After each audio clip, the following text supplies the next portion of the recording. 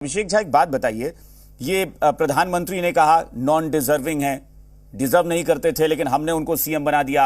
अमित शाह ने कह दिया कि लोक लाज की बात आप किस मुंह से करते हैं। उससे पहले ललन सिंह को हमने देखा कि किस अंदाज में भैप भैप करके बात कर। ये हो क्या रहा है? मतलब ये समझ में नहीं आता है कि दल तो अलग हो जाते हैं, लेकिन ये कड़वाहट, और प्रधानमंत्री ने ये नीतीश कुमार पर गठबंधन से अलग होने के बाद ये पहली बार हमला बोला है। वो भी इसलिए शायद क्योंकि नीतीश कुमार कुछ दिन पहले प्रधानमंत्री के बारे में भी टिप्पणी कर रहे थे। तो ये कड़वाहट क्या बता रही है? कि ये जताने की कोशिश है कि हम अब साथ नहीं आएंगे, हम अपने अपने गठबंधन में खुश हैं और बीजेपी के खिलाफ हैं।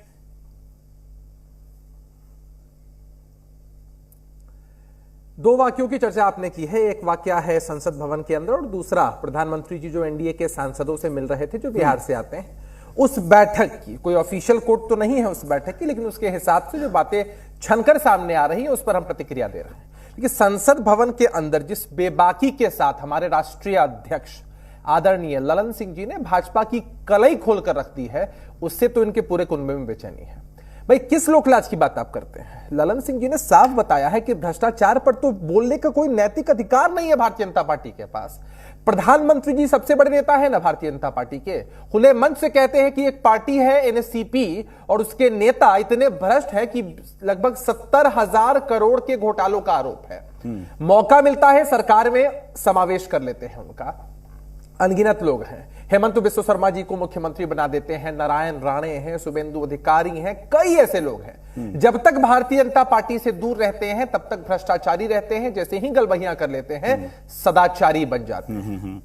तो भाई अब नहीं, लेकिन हाँ ठीक है अभिषेक जी, आपने अच्छी बात कही। बचाव में कुछ तो बोलना है, बोलेंगे। देखिए, साथ रहने में और विरोध करने में आरोप प्रत्यारोप सियासी तौर पर लगते हैं, ये बात सच है। वो प्रमाण हो ना हो सब विरोधी एक दूसरे पर लगा देते हैं। लेकिन जो बातें कही जा रही हैं, जो अमित शाह ने कहा कि आपने पाला बदला, जेडीयू का अस्तित्व ही हुआ था लालू प्रसाद यादव के विरोध में। प्रधानमंत्री कह रहे हैं कि भाई हमने बार बार सीएम बनाया नीतीश कुमार को, जबकि वो डिजर्व नहीं करते थे। और मैंने जैसा जिक्र भी किया अपनी ओपनिंग में कि हाँ, पहली बार और फिर आखिरी बार, ये दो बार जब सीएम बने हैं बीजेपी के साथ नीतीश कुमार, तब नीतीश कुमार छोटी पार्टी थे, यानी जेडीयू छोटी पार्टी थी। अच्छा, एक बात बताइए। नहीं, मैं जवाब दे दूं आपको। अच्छा, छोटी पार्टी बड़ी पार्टी का आकलन लोग कर रहे हैं, विभिन्न चुनावों में कर सकते हैं। मैंने अपने बयान में भी कोट किया है कि 2010 में जनता दल यूनाइटेड लगभग अकेले दम पर बहुमत के करीब थी। बाद में हमने सरकार भी अपने लेकिन बहुमत नहीं था। पार्टी हमसे अलग हुई तो हमने सरकार तो बनाई ना, भारतीय जनता पार्टी से हमने नाता तोड़ा, उसके बावजूद जेडीयू की ही सरकार थी। अब हमारे समर्थन में कुछ निर्दलीय विधायक थे, हम सरकार बना सकते थे, लेकिन हमने नैतिकता का परिचय दिया था। और दूसरा, अच्छा एक बात बताइए, राजनीति में कोई किसी को कृपा पर कुछ देता है क्या? भारतीय जनता पार्टी के पास इतने वर्षों से चेहरा नहीं था, तो नीतीश कुमार जी के चेहरे पर ये लोग चुनाव लड़ते आए। मैं वो दौर याद कराना चाहता हूं जब भारतीय जनता पार्टी को लोग राजनीतिक रूप से आप ही के बयान को छोड़िए, ललन सिंह को भी छोड़िए, अमित शाह को छोड़िए, मोदी जी को छोड़िए, मैं आप ही का बयान कोट कर दूं। आप ही का बयान इसी मंच पर इसी डिबेट में रहा है। आप जो कह रहे हैं ना कि किसी कृपा पर नहीं होता, आप ही ने कहा कि जीतन राम मांझी चुनाव जीतकर थोड़ा ही ना मुख्यमंत्री बनने आए थे, नीतीश कुमार की कृपा रही कि वो सीएम बन गए। ये आपका ही बयान है। चलिए, मैं अब इसका भी मैं जवाब देता हूं। देखिए, मुझे लगता है ना कि हमें कप और कप को कंपेयर करना चाहिए, कप और ग्लास को कंपेयर नहीं करना चाहिए। जीतन राम मांझी जी के चेहरे पर कभी चुनाव हुआ था क्या? नहीं ना। जीतन राम मांझी जी चेहरे नहीं थे। नीतीश कुमार जी ने इस्तीफा दिया, विधानमंडल के सामने उनके नाम का प्रस्ताव दिया, किसी के भी नाम का प्रस्ताव देते पूरी पार्टी उनकी बात मानती है, वो मुख्यमंत्री बन गए हैं। और जब एनडीए गठबंधन बनता है तो घोषित किया जाता है कि मुख्यमंत्री नीतीश कुमार जी होंगे। अगर भारतीय जनता पार्टी को ऐसा लगता है, उनके सर्वमान्य नेता, सबसे बड़े नेता हैं नरेंद्र मोदी जी, उन्होंने क्या कहा? नीतीश बाबू के चेहरे पर हम चुनाव लड़े, नीतीश जी, हमने षड्यंत्र किया, हमने इनको कमजोर करने की साजिश रची, लेकिन उसके बावजूद नीतीश जी ही मुख्यमंत्री होंगे। नीतीश कुमार जी ने और जॉर्ज फर्नांडिस साहब ने 1998 के दौर में जब समता पार्टी का समय था, उस वक्त भारतीय जनता पार्टी के साथ यहां गठबंधन बनाया। उससे पहले कौन सा दल भारतीय जनता पार्टी के साथ गठबंधन बनाया? अरे तो ये भी सोचिए, नीतीश कुमार केंद्र में मंत्री थे ना, नीतीश कुमार केंद्र में मंत्री थे, बीजेपी ने भेजा कि जाइए बिहार में आप सीएम बनिए। अच्छा, तो बीजेपी अभी किसी को भेज दे, बिहार में सीएम बन जाए वो। अगर आपको लगता है कि भारतीय जनता पार्टी के अंदर इतनी ताकत और क्षमता है तो बीजेपी भेज दे किसी को भी, वो सीएम बन जाएगा। अब ये भाई मैं इसीलिए कह रहा हूं ना कि ये कड़वाहट क्यों आई, जनता चुनती है सीएम। ये जो नॉन डिजर्विंग शब्द का इस्तेमाल हुआ, ये क्यों हुआ, ये वही समझ से परे है ना कि ये शब्द क्यों आया। अरे ये तो आप अपने ही फैसले पर क्वेश्चन मार्क उठा रहे हैं। इतने दिनों से अभिषेक कात्यायन डिबेट करवा रहे हैं, अब बात बेबाक शानदार, और कोई दूसरा आकर कह दे मैनेजमेंट में कि भाई वो नॉन डिजर्विंग थे, तो ये तो फालतू ही सी बात हुई ना भाई। इतने वर्षों से आप उनके चेहरे पर चुनाव लड़ रहे थे, उनके नेतृत्व को स्वीकार कर रहे थे, और अब जब आपको लगता है कि नीतीश कुमार जी आपके साथ नहीं आ सकते हैं तो नॉन डिजर्विंग हो गए। चलिए अभिषेक झा इसका जवाब दीजिए। ये कह रहे हैं कमिटमेंट था, कोई मजबूरी नहीं थी, हम चाहते तो आराम से अपनी बात को मोड़ सकते थे। बात मोड़ने में तो एक्सपर्ट हैं ये लोग, उसमें कहां दो राय है। कमिटमेंट भारतीय जनता पार्टी कब से निभाने लग गई, गठबंधन धर्म भारतीय जनता पार्टी कब से निभाने लग गई। इनकी तो संस्कृति है घटक दलों के पीठ में खंजर भोंकना। लेकिन अभिषेक झा इसका भी जवाब दीजिए। इसी गठबंधन धर्म पर कल ललन सिंह को बोल रहे थे ना अमित शाह कि गठबंधन की तो आप भी धर्म की बात मत कीजिए कि आप कभी बीजेपी के साथ होते हैं, कभी आरजेडी के साथ होते हैं। जब जिसके साथ रहते हैं, हम जब जिसके साथ रहते हैं पूरी निष्ठा के साथ रहते हैं, और जब साथ छोड़ते हैं तो डंके की चोट पर छोड़ते हैं, कारण से छोड़ते हैं।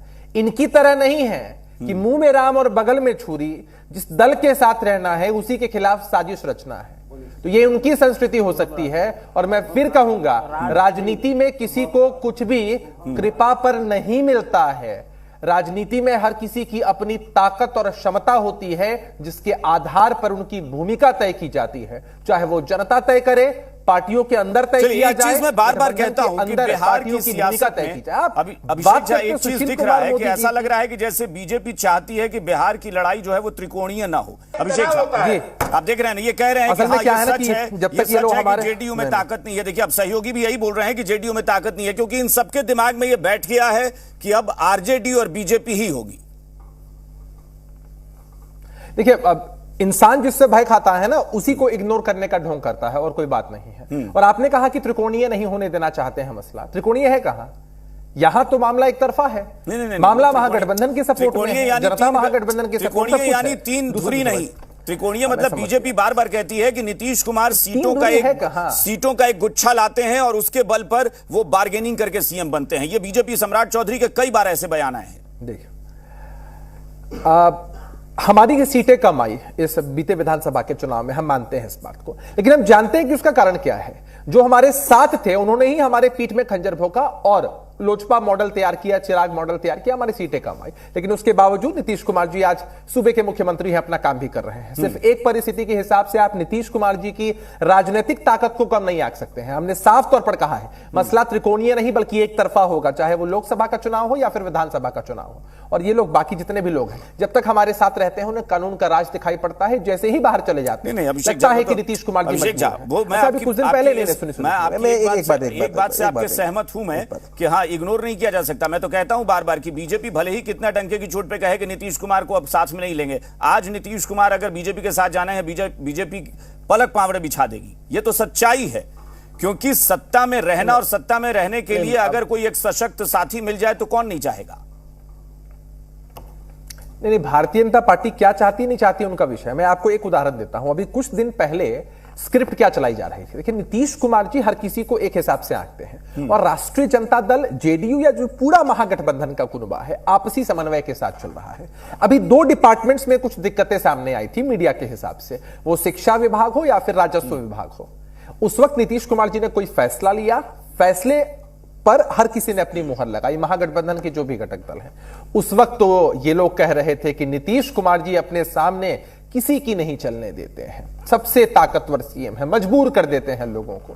तो उस वक्त जो स्क्रिप्ट थी उसके हिसाब से नीतीश कुमार जी इतने ताकतवर थे कि सामने किसी घटक दल का नहीं चलेगा। जबकि सच्चाई यह है कि कोई भी फैसला सभी घटक दलों के समन्वय के साथ लिया जाता है। और दूसरी तरफ सम्राट चौधरी जी इस एंगल और इस प्रोपेगेंडा को सेट करने में लगे हैं कि राष्ट्रीय जनता दल और उनकी सीधी फाइट है। अरे भैया अगर ऐसा ही होता तो इतनी बड़ी प्रासंगिकता कैसे आप इग्नोर कर देते? अरे आप लोग स्ट्रैटेजी बनाते हैं कि कैसे जनता दल यूनाइटेड को कमजोर किया जाए, कैसे साजिश बनी रही है ना, लेकिन वरना हमारी ही पार्टी में आप अपना एजेंट नहीं प्लांट कर रहे हैं। मैं फिर कह रहा हूं